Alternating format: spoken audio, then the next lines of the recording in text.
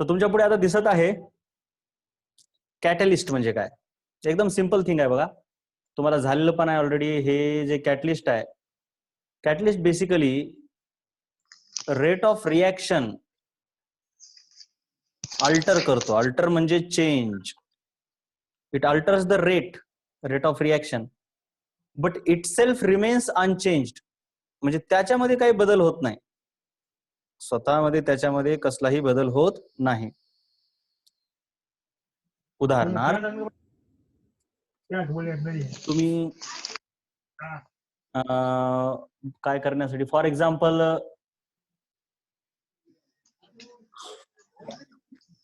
दही म्हणता येत नाही, त्याच्यामध्ये ताकाचे कन्व्हर्जन थोडं होत आहे.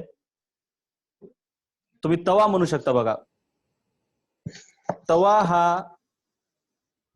एखादी गोष्ट म्हणजे भाकर भाजण्यासाठी कामाला येतो, कॅटलिस्ट सारखा कामाला येतो. दररोजच्या जीवनामध्ये कॅटलिस्टचं काम, तुम्ही दह्याचं दुधाचं उदाहरण घ्या, सोपं सांगतो मी.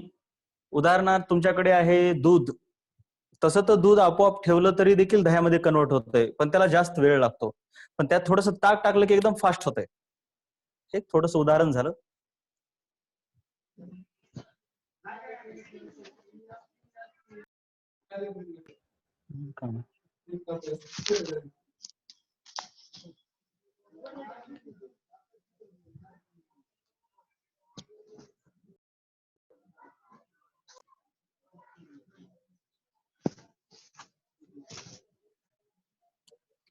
तर मग कॅटलिस्ट काय करतो, रेट ऑफ रिॲक्शन अल्टर करतो, चेंज करतो. एक तर वाढवतो किंवा कमी करतो. समजा रेट असा वाढला, रेट इन्क्रीज, हे जे बाण आहे ना वर, त्याचा अर्थ रेट इन्क्रीज झाला की त्या कॅटलिस्टला पॉझिटिव्ह कॅटलिस्ट म्हणतात. जर त्यानं रेट डिक्रीज केला तर त्याला निगेटिव्ह कॅटलिस्ट म्हणतात. सिंपल. तो कॅटलिस्ट विषयी कळलं तुम्हाला. तो रेट चेंज करतो, मग तो रेट वाढू शकतो, कमी होऊ शकतो. बस सिंपल. मग काही उदाहरणं आहेत बघा, इथं उदाहरणं दिलीत.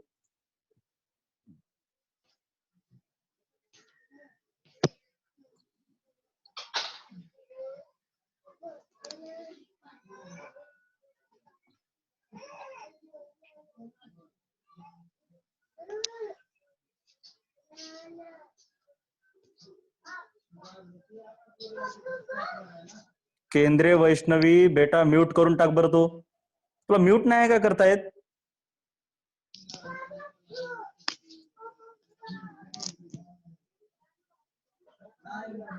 मी ग्रुपच्या बाहेर काढतो बघा आता.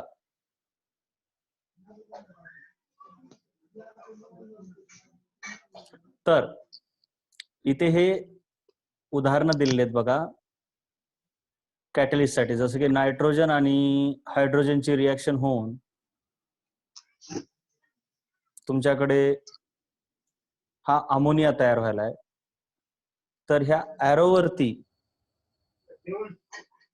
आयर्न आणि मॉलिब्डेनम जे लिहिलेलं आहे ते असतात कॅटलिस्ट. त्याच्यानंतर हे कार्बन कार्बन ट्रिपल बॉन्डला कार्बन कार्बन डबल बॉन्ड मध्ये कन्वर्ट केलंय. त्याच्यामध्ये पॅलॅडियम आणि BaSO4 हे देखील कॅटलिस्टच आहेत. म्हणजे पॅलॅडियम हा कॅटलिस्ट आहे, परंतु BaSO4 हा कॅटलिस्टला थोडस त्याची स्पीड कमी करतो असं समजा सध्या. म्हणून त्याला पॉइझन असं देखील म्हणतात. ओके. त्याच्यानंतर पुढे आपल्याला बघायचं आहे होमोजिनस आणि हेट्रोजिनस कॅटलिसिस. आता हे कम्प्लिटली थिओरिटिकल गोष्टी आहेत म्हणून मी इथंच तुम्हाला सांगतोय, त्या टेक्निकल काही नाही.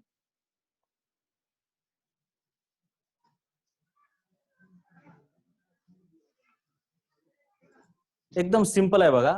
होमोजिनस म्हणजे सर्व सारखं असणे आणि हेट्रोजिनस म्हणजे वेगवेगळं असणे. मग जिथं रिॲक्टंट आणि कॅटलिस्ट त्यांचा फेज सारखा असतो. फेज सारखा म्हणजे हे सॉलिड, हे गॅस असेल तर कॅटलिस्ट देखील गॅसच पाहिजे. आपण रिॲक्टंट विषयी बोलत नाहीत काही. We are talking about reactant and catalyst. Sorry, product विषयी काही बोलत नाहीत आपण. रिॲक्टंट आणि कॅटलिस्ट, प्रोडक्ट काही असो. मग हा रिॲक्टंट आहे गॅस आणि त्याचा जो कॅटलिस्ट आहे हा NO2, तो देखील आहे गॅस. दुसरं उदाहरण हे बघा, CH3COH लिक्विड आहे, वॉटर पण लिक्विडच आहे आणि त्यांचा जो कॅटलिस्ट आहे हा HCl, तो देखील काय आहे, लिक्विडच आहे बघा. मग प्रोडक्ट काही असो त्याचा काही संबंध नाही. महत्वाचं आहे की रिॲक्टंट आणि कॅटलिस्ट तुमचे सेम फेज मध्ये असले पाहिजे. फेज म्हणजे लिक्विड असेल तर लिक्विड, गॅस असेल तर गॅस. रिॲक्टंट आणि कॅटलिस्ट, मी पुन्हा सांगतो, रिॲक्टंट आणि कॅटलिस्ट. त्याच्यानंतर हेट्रोजिनियस कॅटलिसिस काय बघा, जिथं रिॲक्टंट आणि कॅटलिस्ट ह्यांची फेज सारखी नसते. बघा बरं, इथं कसं लिहिलंय, नॉट इक्वल टू. त्यावेळेस ते हेट्रोजिनियस कॅटलिसिस असं झालं. जसं की SO2 इथं लिहायला पाहिजे, हा आहे गॅस आणि प्लॅटिनम हा कॅटलिस्ट आहे जो की सॉलिड आहे. म्हणजे रिॲक्टंट गॅस आणि कॅटलिस्ट सॉलिड, फेज वेगवेगळी. म्हणून हे झालं हेट्रोजिनस कॅटॅलिसिसचं उदाहरण. तसंच नायट्रोजन आणि हायड्रोजन हे दोघे गॅस आहेत, इथं पण गॅस लिहायला पाहिजे. आणि हा आयर्न जो आहे कॅटॅलिस्ट, तो आहे सॉलिड. मग हे पण हेट्रोजिनस कॅटॅलिसिसचं उदाहरण झालं. आतापर्यंत लक्षात आलं का रे? येस और नो म्हणून कळवा.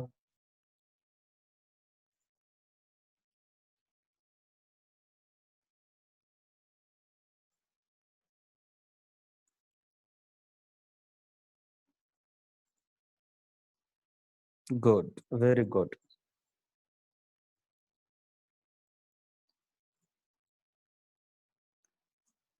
तर त्याच्यानंतर आणखीन एक उदाहरण दिलेलं आहे. ओके, अरे बाळा, ह्याच्यावर नको रे लिहू, किती वेळच सांगू.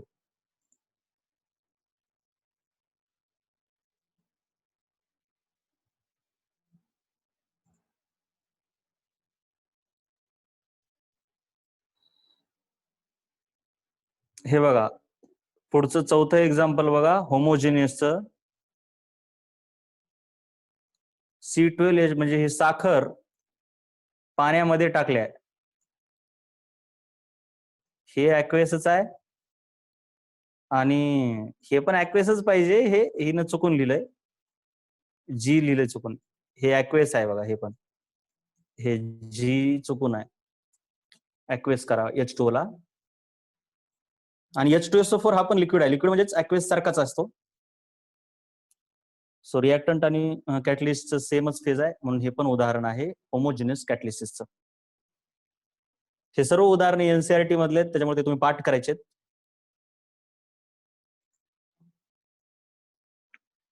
Let us move forward.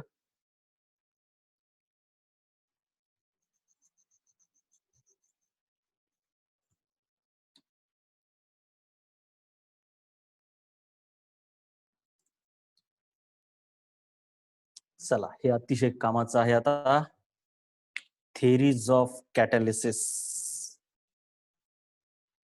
सर्वांनी डोकं आता एका बाजूला, म्हणजे माझ्याकडे लावायचंय. थोडा अगोदर आपण टाइम घेऊया, हे लिहून घ्या. होमोजिनियस आणि हेट्रोजिनियस कॅटॅलिसिस लिहून घ्या.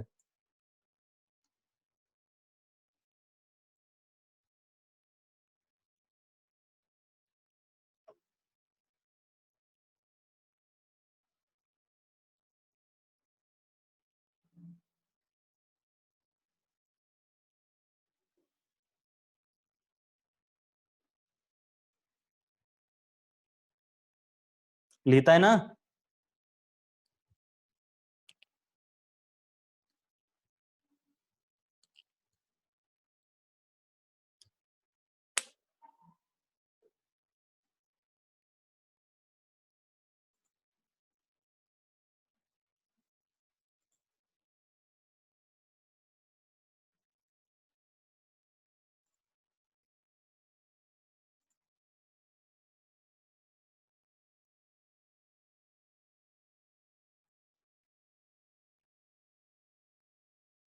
ते आधीच राहिले शुभम, परंतु ते मी पाठवलेत ना नोट्स. ओके, एक एक एक एक मिनिट, एकच मिनिट. हा, हे पण राहिले का? हा, ठीक आहे ठीक आहे. हो, डोकं लावा की रे मुलांनो. चला हे लिहून घ्या.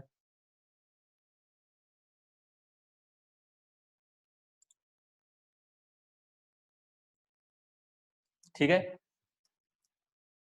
राइट. चलिए, तो थेरीज ऑफ कैटलिसिस हम देख रहे थे. एक बार फिर से बता देता हूं आपको फास्ट में. कैटलिस्ट की वजह से रेट ऑफ रिएक्शन क्यों बढ़ती है, ये बताने के लिए दो थेरीज है हमारे पास, ओल्ड और न्यू. पुरानी थ्योरी गलत हो गई, इसके लिए न्यू आ गई. लेकिन पुरानी थ्योरी क्या कहती है? दोनों थ्योरी में हमको देखने हैं दो बातें. क्या बातें देखनी है? एक, रिएक्शन होती कैसे है, और दूसरा, रेट बढ़ता क्यों है. रिएक्शन होती कैसे है, और दूसरा, रेट बढ़ता क्यों है. ओल्ड थ्योरी बताती है रिएक्शन कैसे होती है. पहले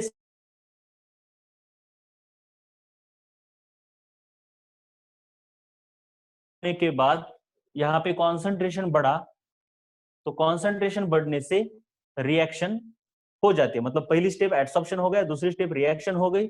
रिएक्शन होने के बाद जो प्रोडक्ट फॉर्म हो रहा है, वो प्रोडक्ट टूट के निकल जाता है. टूट के निकल जाना मतलब desorption. Desorption is opposite of adsorption. ये तो हो गई कि रिएक्शन होती कैसे है. उसके बाद रेट बढ़ता क्यों है, रेट ऑफ रिएक्शन बढ़ता क्यों है. तो उसने बताया दो रीजन है ओल्ड थ्योरी ने. एक, कॉन्सेंट्रेशन ऑफ रिएक्टेंट बढ़ता है, इसीलिए रेट ऑफ रिएक्शन बढ़ता है. दूसरा, एडसॉर्प्शन एक्सोथर्मिक है, इसलिए टेम्परेचर बढ़ता है वेसल के अंदर का, और टेम्परेचर बढ़ने पर किसी भी रिएक्शन का रेट बढ़ता है. अब हमको देखना है कि न्यू थ्योरी ने क्या कहा.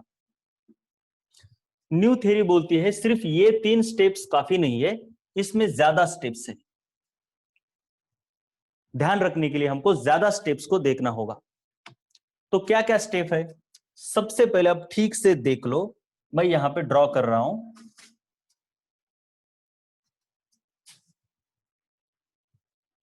इधर ही ड्रॉ करता हूं. चलिए,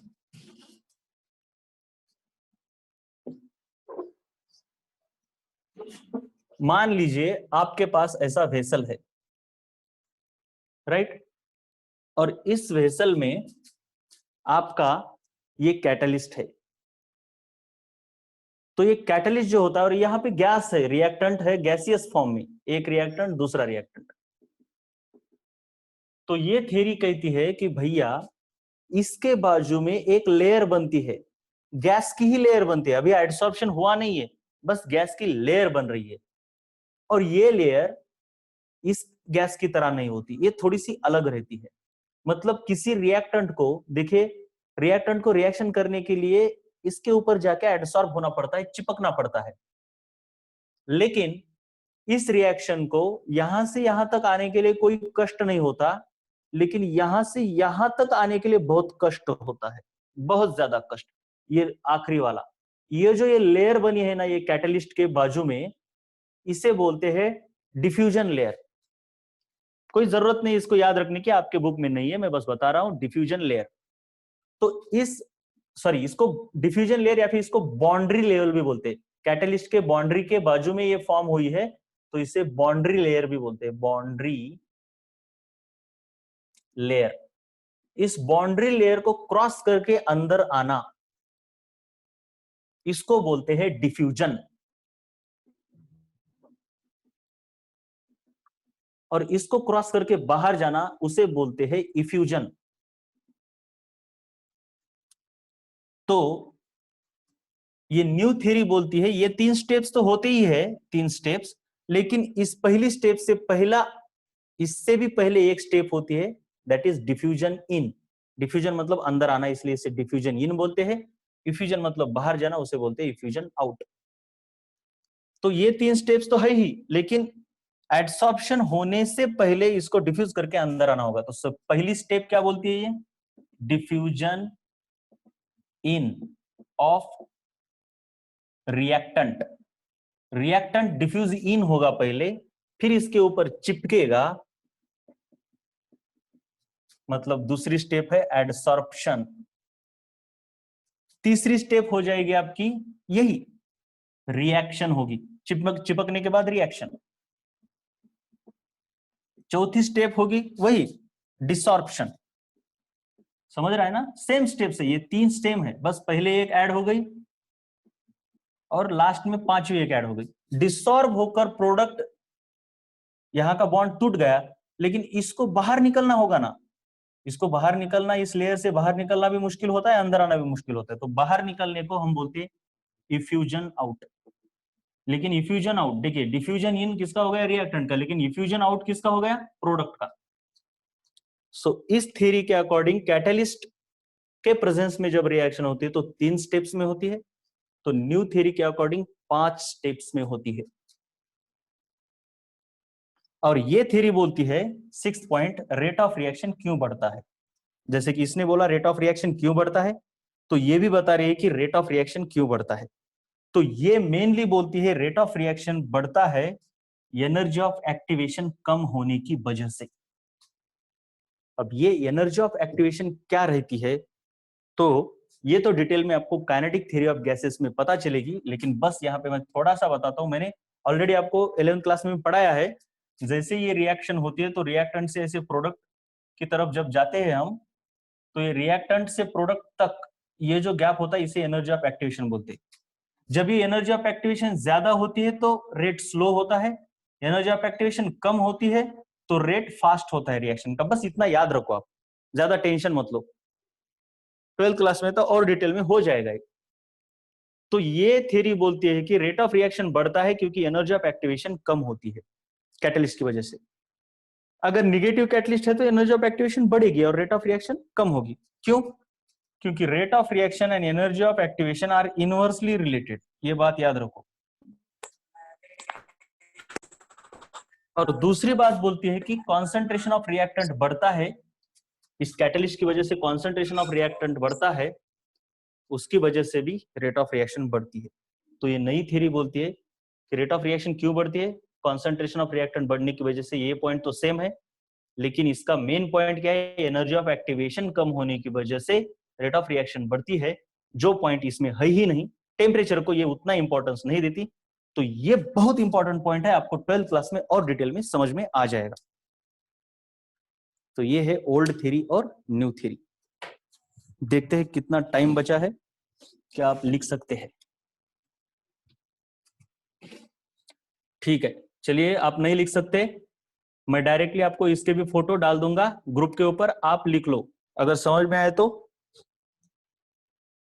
यस बोलना बेटे।